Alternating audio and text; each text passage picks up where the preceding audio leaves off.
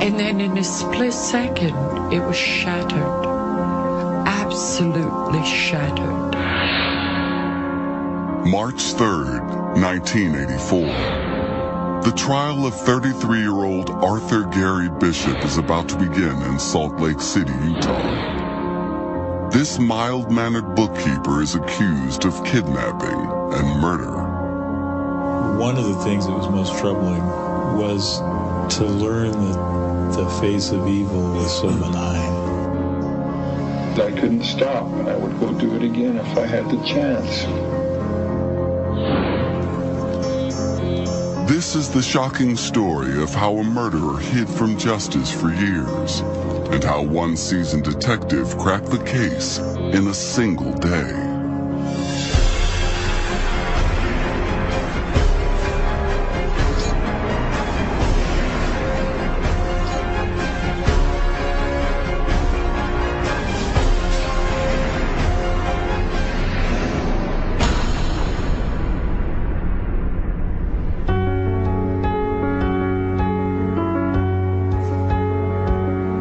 In 1965, Shona and John Cunningham arrive in Salt Lake City, Utah, from Glasgow, Scotland. They hope to find a better life in a city that, thanks to its Mormon heritage, has a reputation for family values and clean living.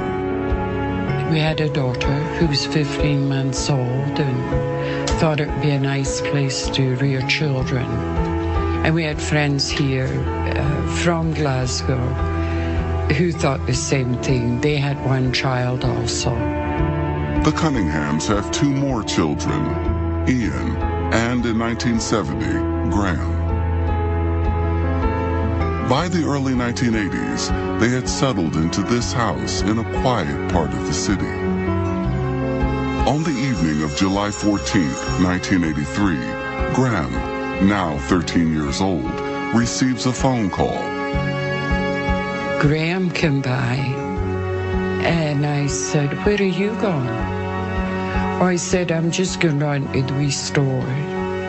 And I said, "Well, don't be long." And that was just before 8:30 that evening.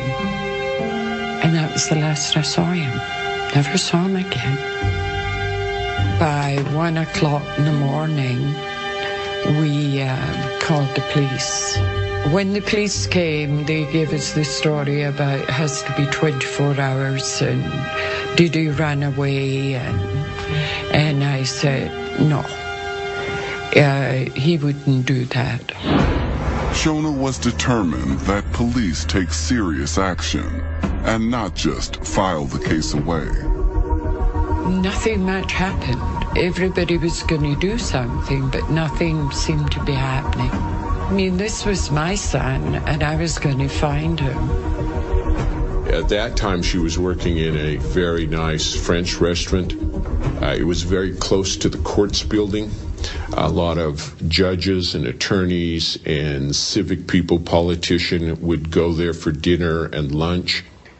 I called the chief of police. I knew him, and I said, my son didn't run away. In an effort to appease Shona, the department assigns veteran detective Don Bell to the case for 1 week only. Graham is missing for 4 days by the time Don gets to work. Despite his experience, he cannot find any sign of the boy. The most promising lead comes from Graham's school friends. Graham, for months, had planned on going on a California vacation with a friend of his, a young boy named Jeff, and Jeff's stepdad, a man by the name of Roger Downs. And they had set this up, clear back in January. And there were a number of boys that were going to go. One by one, they kind of dropped out, but Graham was still planning on going. So this was a big trip for him. Don makes a concerted effort to speak with the adult leading the trip, 32-year-old Roger Downs, and his stepson, 13-year-old Jeff, but he cannot reach either of them. We did come up with another boy who said, well, you know, Jeff's dad's not really his dad. And we said, well, we know that. He's a stepdad. They go, no, he's not even a stepdad. And that got our interest. So we started doing some intensive work on trying to find Roger. Don discovers that Roger Downs is in fact an alias. The man's real name is Arthur Gary Bishop. He also learns Bishop had used his position as a bookkeeper to steal money from his employer, the tourism agency, Ski Utah. Before he can confront Bishop, Don needs to know more about his relationship with Jeff and why Bishop claims to be Jeff's dad. To get Jeff talking freely, Don takes him into his office, alone. He was an odd young man. He didn't respond right to my questions. And I knew all through this interview that Roger was not Jeff's dad. But through the entire interview, Jeff referred to him as my dad, my dad, my dad. I even asked him, I said, you love your dad? Yes. Does he love you? Yes. Just a parting shot, I just asked him, I said, how long has your dad been molesting you? And there was just absolute silence in the room for what seemed like a lifetime. And the little guy said, all of my life.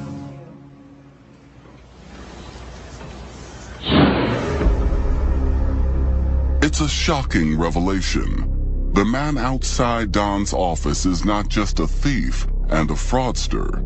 He's a pedophile. And Don is now seriously concerned he has done something to Graham.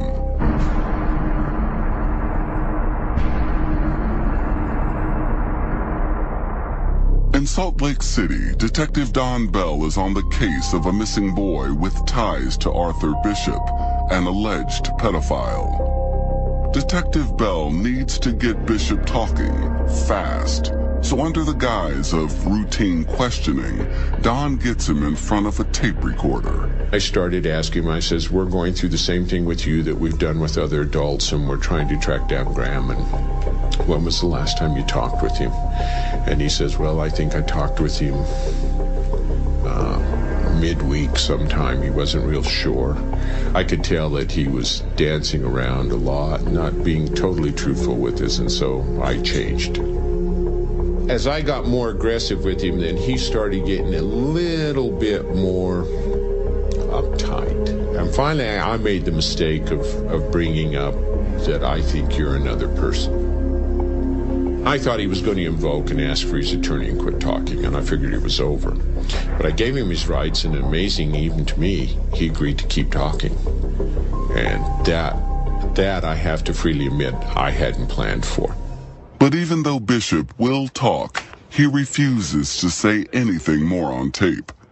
Don places Bishop under arrest, but for several hours keeps trying to coax him into talking again. I said, what is the hang-up here? I said, if you tell me, I'm going to write stuff down. And he says, well, I don't want you to play the recording. I said, play it to who? And he says, the press. And I said, we're not going to play it to the press. After another hour of expert persuasion, Bishop finally agrees to tell all on tape.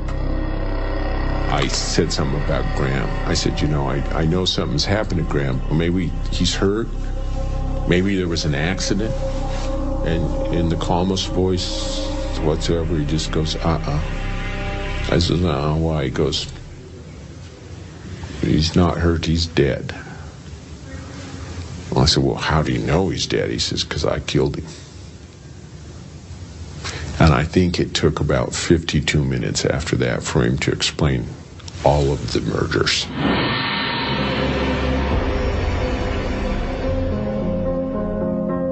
Don is dumbstruck as Bishop reveals how over a 4-year period, he has killed not 1, but 5 boys.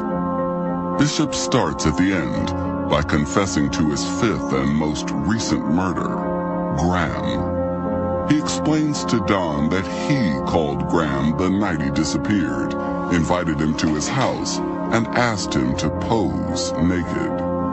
Worried Graham would tell on him, Bishop hits the boy over the head with a hammer, then drowns him in the bathtub.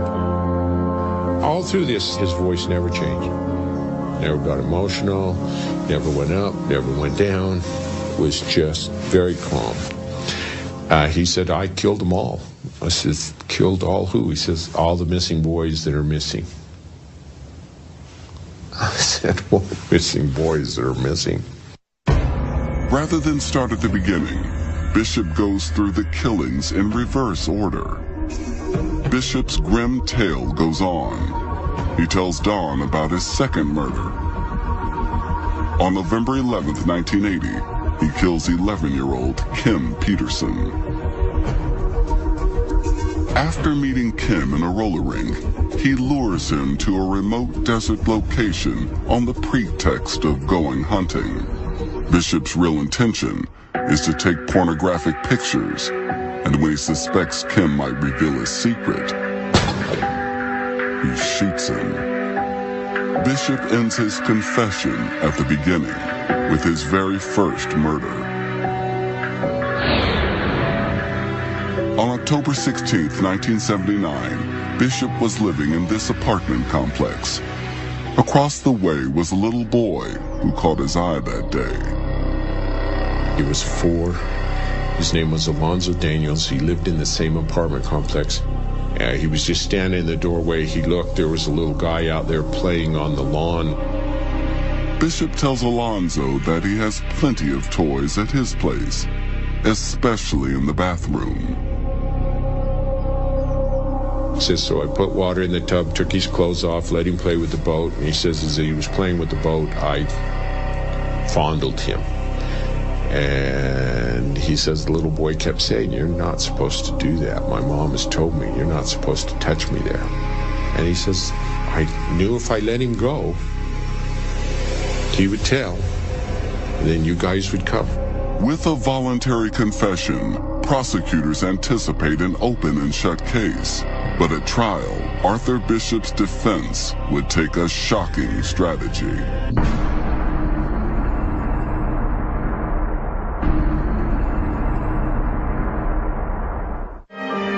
In the space of one Sunday afternoon in Salt Lake City, Don Bell had discovered a serial killer that no one even knew existed.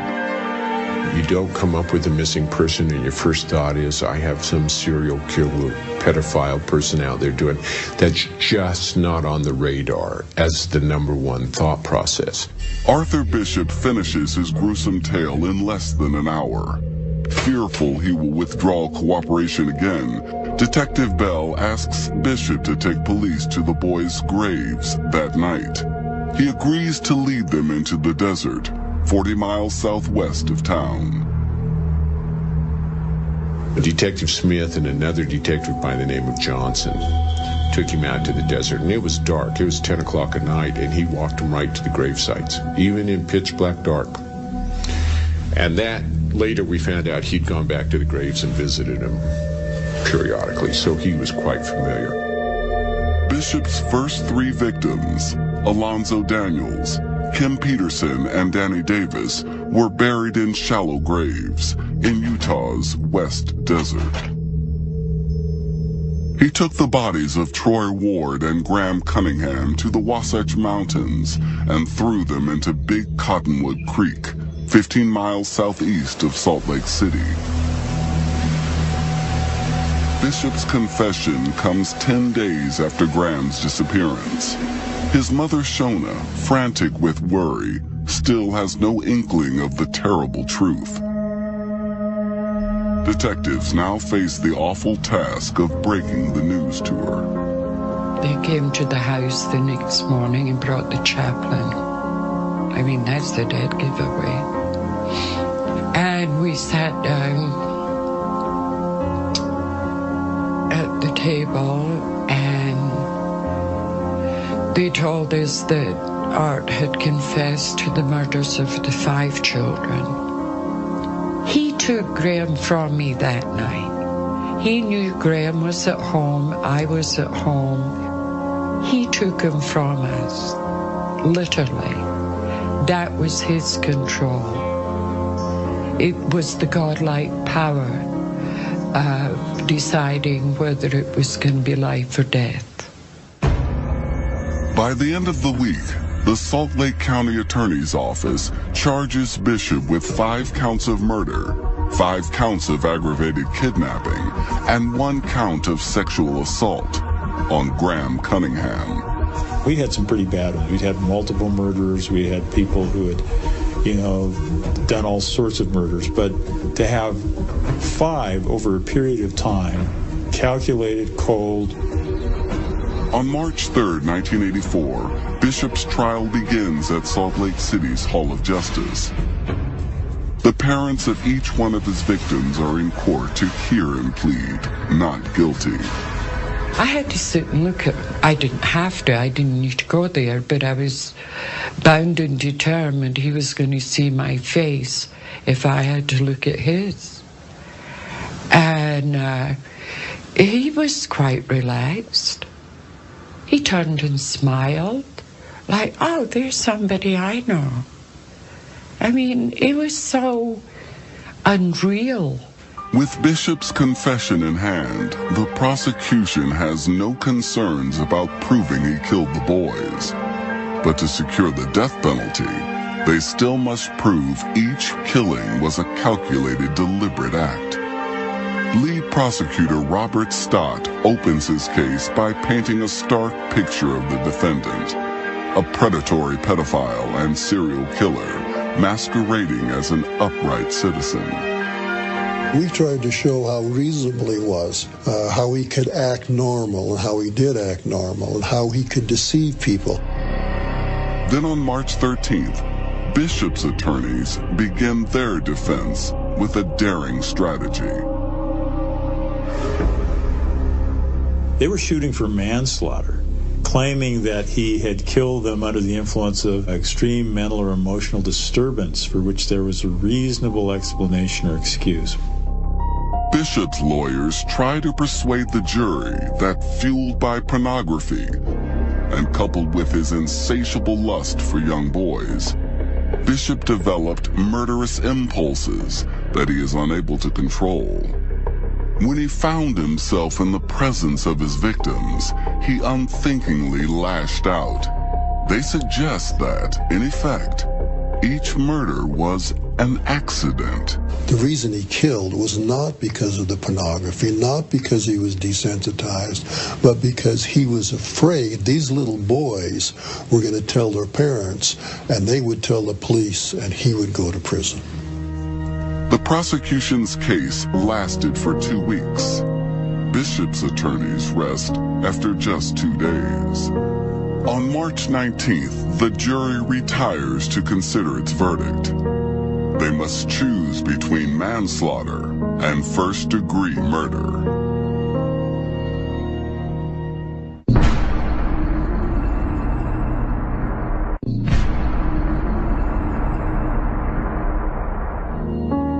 After 2 weeks of testimony, the jury quickly reaches a verdict in the trial of Arthur Bishop. I can't remember how long they were out, but they were going to send them to the hotel. And within minutes, they came back and said, no, the jury has a verdict. So we all went back into court. And that's when they read the verdict.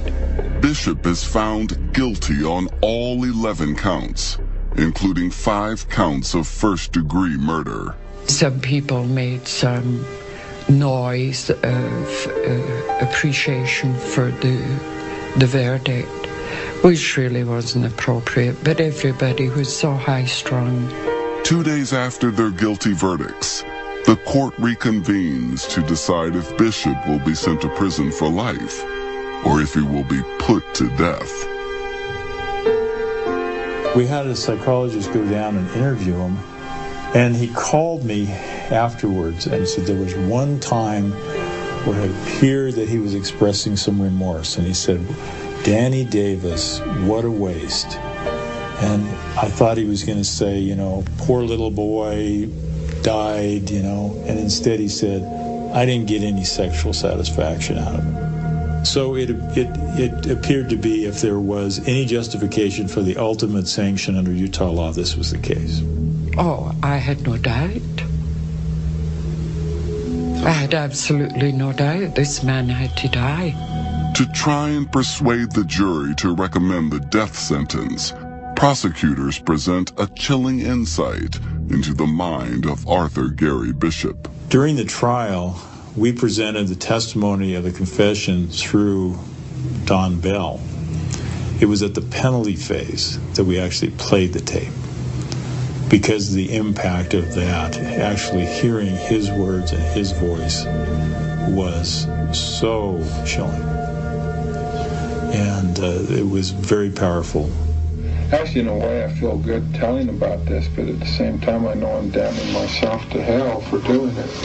Well, my friend, Don, I'm glad you caught me, because I couldn't stop, and I would go do it again if I had the chance. Because I get around little kids and I start shaking, I get nervous. It's just not right. The jury deliberates for almost 11 hours. Then, at close to 1 in the morning, they return with their verdict. Well, it's gratifying to know 12 people agreed with us that this case, the only just penalty was death.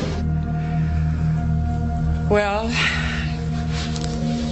you can say you're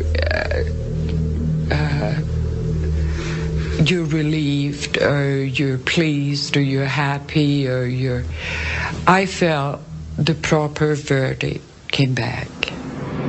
On March 27th, 1984, Bishop is given 5 death sentences. He has 1 automatic appeal before the Utah Supreme Court in 1985. His lawyers argue that the jury was biased against him and that his confession was inadmissible in court because he was not allowed to exercise his right to silence. These arguments are rejected. The court rules that his death sentence stands. Mark, would you rather die than life in prison? Yes. Under Utah laws of the time, Bishop can choose his method of execution: firing squad or lethal injection. His choice of death by lethal injection is carried out on June 10th, 1988. You know, time doesn't heal. Forget that. But if suddenly you lost your leg, or your arm, or your life changed so drastically that you had to find a different way to live, that's what you do. And as you become more familiar, you become a bit more proficient.